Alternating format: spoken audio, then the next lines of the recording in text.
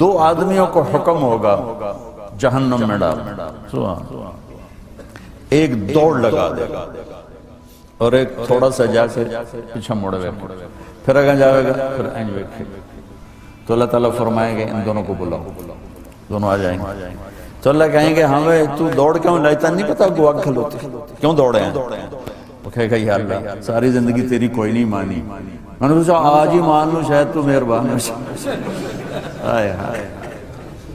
اچھا دوسرے سے کہے گا تو پیچھے مڑ مڑ کی وے نہ ہو، وہ کہے گا یا اللہ تیرے نیک بندوں سے سنا تھا تو بڑا مہربان غفور و رحیم ہے، تو میں پیچھے مڑ مڑ دیکھتا تھا کہ ابھی مجھے واپس بلائے گا، ابھی مجھے واپس بلائے گا۔ تو اللہ تعالیٰ فرمائے گا تم دونوں نے مجھے خوش کر دیا، جاؤ جنت۔ تو بہانے جنتی جا رہے ہوں گے، ادھر جہنمی کھڑے ہوں گے، تو ایک آدمی کہے گا بھائی صاحب ہاں جی جنتی آپ مجھے پہچانتے ہو؟ کہا وہ ایک دن آپ کو وضو کی ضرورت پڑی تھا، آپ کے پاس پانی نہیں تھا، میں نے آپ کو وضو کرایا تھا، کوئی میری سفارش کرتے ہو؟ وہ کہے گا یا اللہ اس نے مجھے اپنی ایک نیکی یاد دلائی ہے، میرا جی نہیں چاہتا کہ میں چلا جاؤں یہ جہنم میں جائے۔ تو اللہ تعالیٰ فرمائیں گے چل اس کو لے چلے۔ اویس کرنی کا نام آپ نے سنا، ٹھیک ہے؟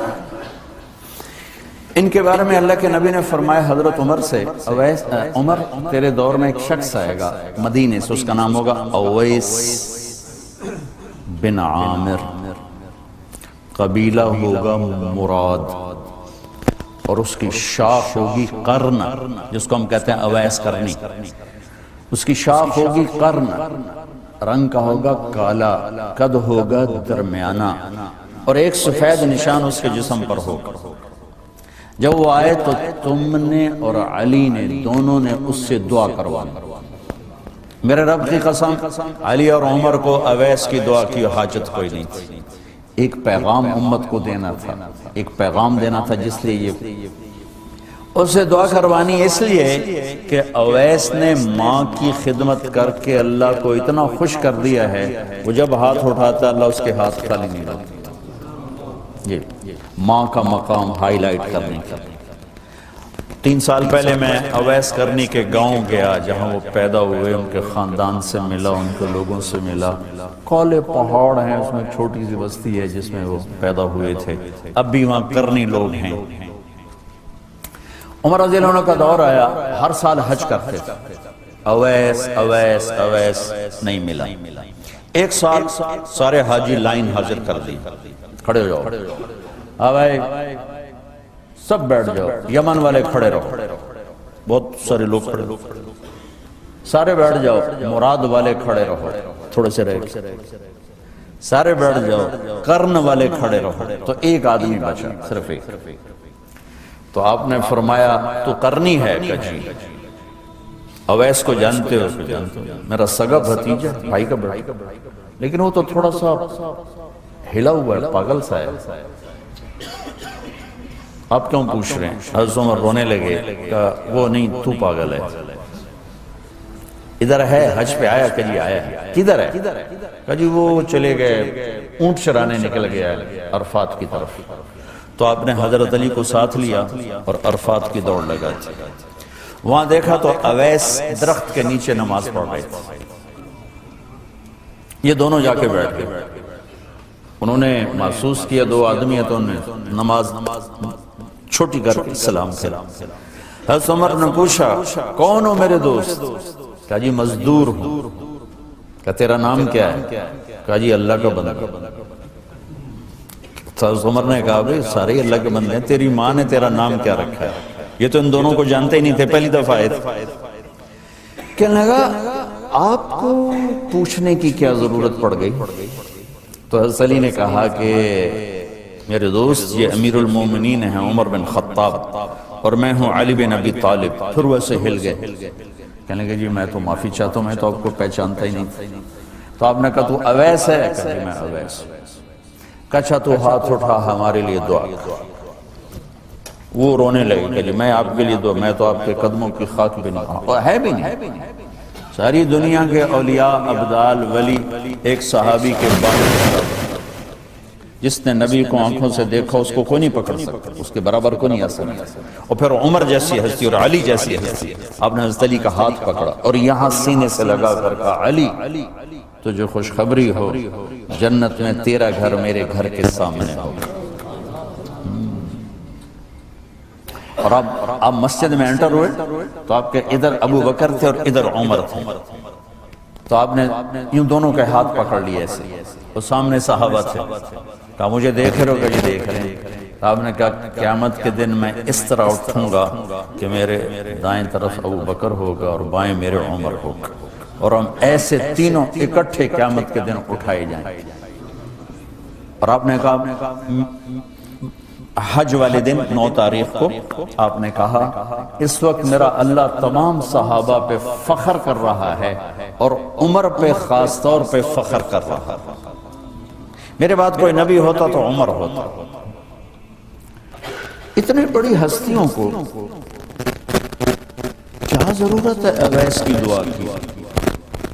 ماں کا مقام بتانے کے لیے یہ ساری بات آپ نے فرمائی، دعا کروانی ہے کہ اس نے ماں کی خدمت کر کے وہ کر دیا ہے کہ جب ہاتھ اٹھاتا ہے، یہ مقام جہاد سے نہیں ملا، تبلیغ سے نہیں ملا، ذکر سے نہیں ملا، تہجد سے نہیں ملا، تلاوت سے نہیں ملا، حج سے نہیں ملا، عمرے سے نہیں ملا، خرچ سے نہیں ملا، خیرات سے نہیں ملا، سخاوت سے نہیں ملا، جان دینے سے نہیں ملا، یہ ماں کی خدمت سے مقام ملا کہ عمر اور علی جیسوں کو کہا جا رہا ہے دعا کروانا اس سے۔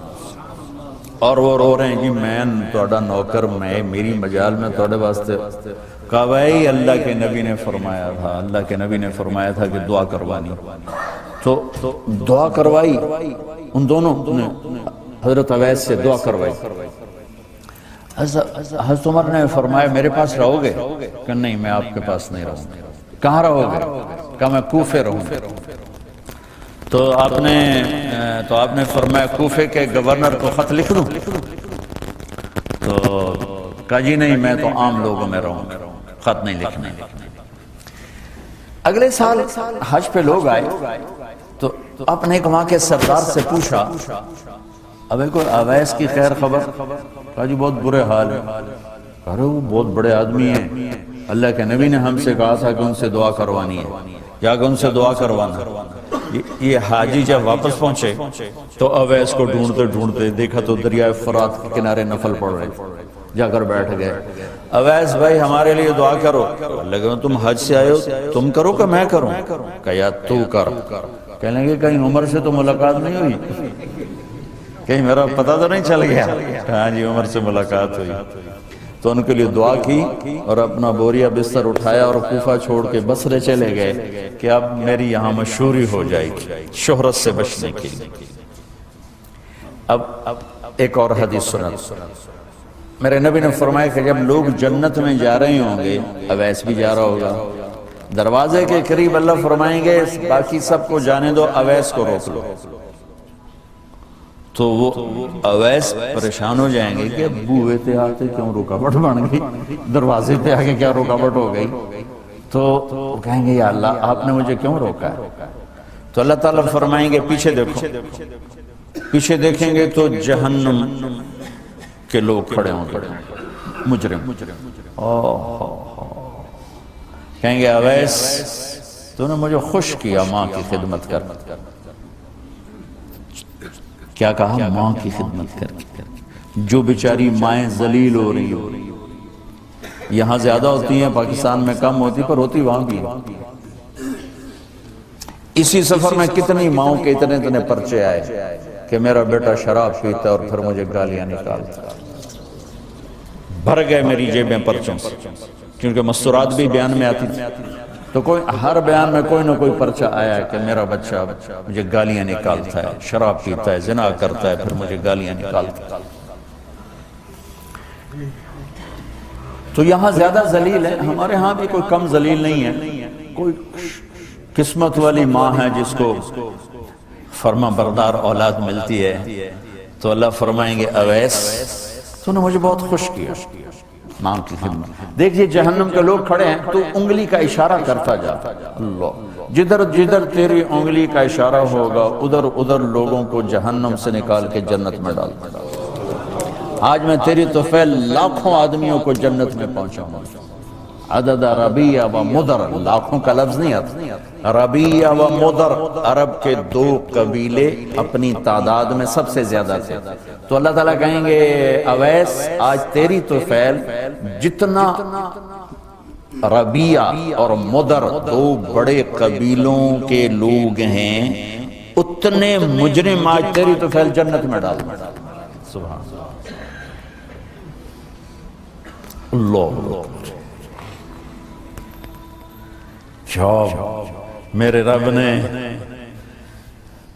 مقام بخشا کہ عمر اور علی سے کہا جا رہا ہے دعا کروانا، اور جنت کے دروازے پر کھڑا کر کے فرمایا جا رہا ہے پیچھے نظر دوڑا، دیکھ جتنے جہنم کے لوگ کھڑے ہیں، اشارہ کر تیرے طفیل آج ربیہ اور مضر کی تعداد کے برابر لوگوں کو جنت میں ڈالوں۔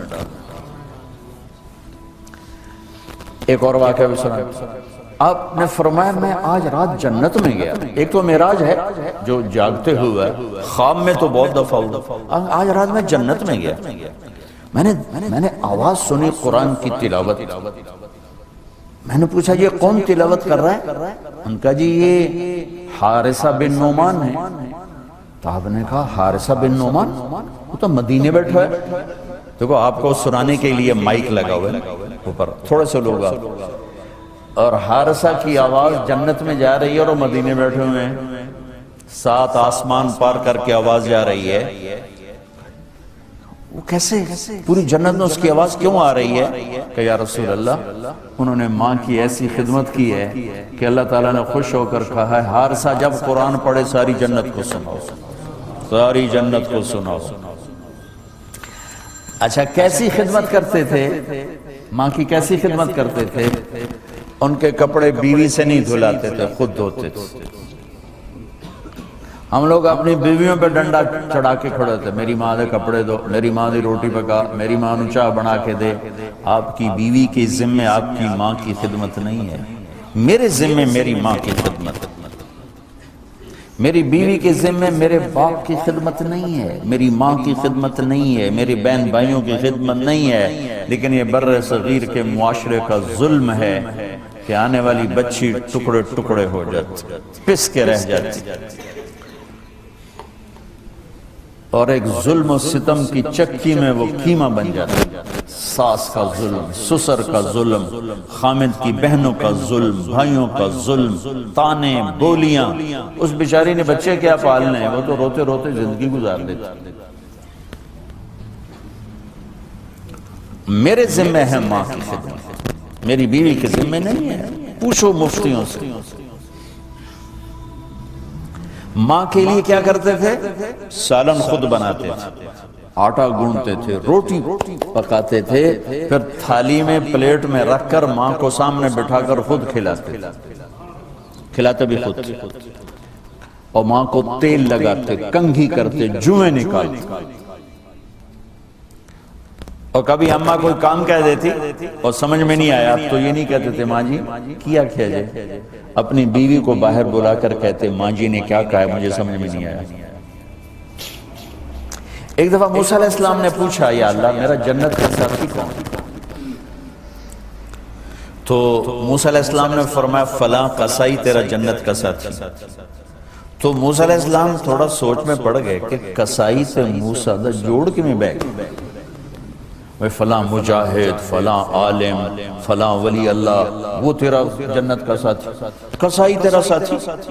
تو موسیٰ علیہ السلام نے پتہ پوچھا اور پہنچ گئے، تو وہ گوشت کی دکانوں میں ایک دکان اس کے بیچ میں بٹھا چوکڑی مار کے تھا اپنا بیچی جاندہ تھے، ٹکی جاندہ ہے، کوئی موسیٰ علیہ السلام کو سپیشل چیز نظر نہیں آئی۔ جب شام کو وہ چلنے لگا، جب وہ اس کا گوشت ختم ہو گیا تو اس نے ایک ٹوٹا تھیلے میں ڈالا اور چل پڑا، موسیٰ علیہ السلام بھی ساتھ چل پڑا۔ وہ گھر پہنچا تو موسیٰ علیہ السلام نے کہا میں آ جاؤں، کہا آ جاؤ۔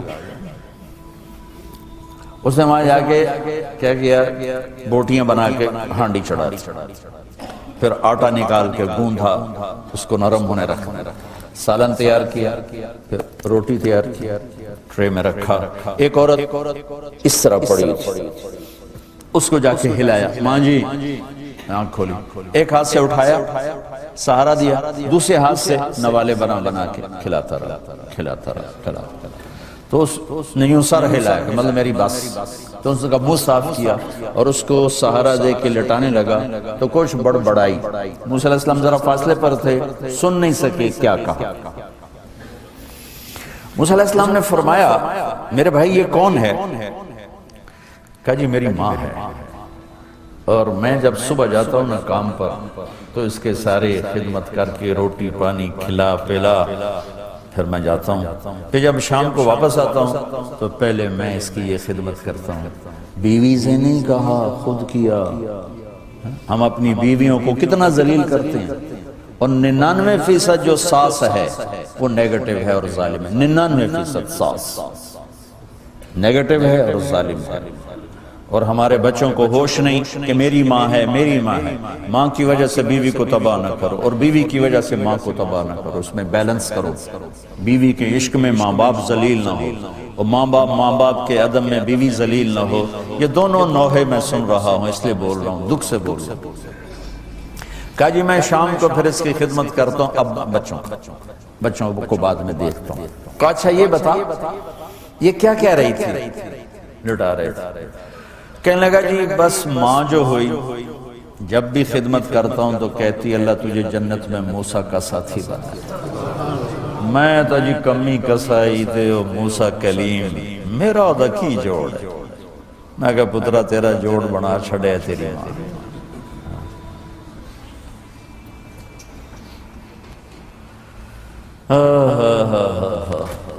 تو خیر بہت سی باتیں آپ کو بتا دیں، جی میں آئے تو کر لینا۔ ماں باپ زندہ ہیں، دعا لو، فوت ہو گئے ان کی قبروں پہ جایا کرو، وہاں بیٹھ کے قرآن پڑھا کرو۔ جو بچہ پڑھے گا وہ اتنا طاقتور ہو کے ماں باپ کو لگے گا، اگر وہ فوت ہو چکے ہیں۔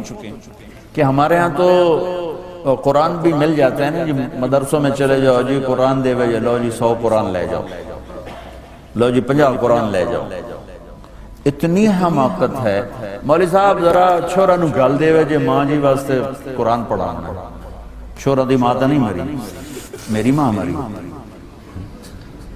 ہمارے ایک رشتہ داروں کے نا وہ تھا ختم، والدہ فوت ہو گئی، تو میں بھی گیا ہوا تھا، تو بچے باہر بیٹھے سگریٹ پی رہے، اور مدرسے کے بچے بلائے ہوئے تھے کمرے میں قرآن پڑھنے کے لیے۔ میں کہا چلو میں بھی، میرے نانکیں چوئی، میں کہا چلو میں بھی تھوڑا قرآن پڑھ رہا ہوں۔ میں جا کے قرآن کھول کے پڑھنا شروع کر دیا۔ تھوڑی دیر بعد مجھے محسوس ہوا کہ یہ بچے قرآن نہیں پڑھ رہے۔ میں نے جب دیکھا تو وہ نیچے ایک چھوٹا سا ریڈیو پڑا تھا، اس میں انڈیا پاکستان کا کرکٹ میچ ہو رہا تھا، اس کی کمنٹری چلتی اور وہ سارے وہ سن رہے تھے۔ اور جب ان میں سے کوئی آ جاتا تو شروع ہو جاتے ذالک الکتاب لا ریب فیہ ھدی للمتقین الذین یؤمنون بالغیب۔ اور جب وہ چلے جاتے کیڑا آؤٹ ہوئے، کتنے سکور ہوئے۔ 1 گھنٹہ یہ تماشا ہوتا رہا اور میں بیٹھا دیکھتا رہا۔ 1 گھنٹے بعد جا کر کہنے لگی قرآن مک گیا، وہ کمنٹری مک گئی آئی تھی۔ ہن کی ثواب گیا اما نو؟ کمنٹری دا ثواب گیا، قرآن دا ثواب تا نہیں گیا، کیونکہ اس پاگل نے خود ماں کے لیے پڑھنا تھا، اس نے ماں کے لیے بھی کرائے پہ قرآن لے لیں۔